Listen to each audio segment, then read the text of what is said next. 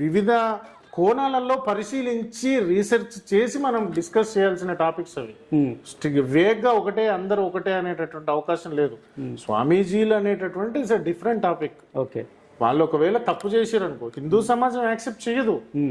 ఏదైనా పాస్టర్ తప్పు చేస్తే ఆ చర్చికి వచ్చేటోళ్ళు ఆ పాస్టర్ మీద కేసు పెట్టి అరెస్ట్ కూడా చేయించిన సందర్భాలు ఉన్నాయా?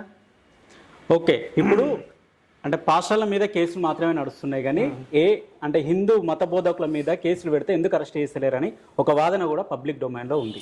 ఇప్పుడు ఒక మతాన్ని కించపరచడం వల్ల ఇక్కడ కించపరచడం అంటే ఏంటో ఫస్ట్ డెఫినేషన్ కావాలి కదా. నువ్వు అనుకోవడం, నేను అనుకోవడం, ఏదో అనుకోవడం కాదు కదా. అసలు భారతదేశంలో ఈ పాస్టర్లు అందరూ క్రిమినల్స్ అంట నేను అట్లా నేను అనుకుంటా.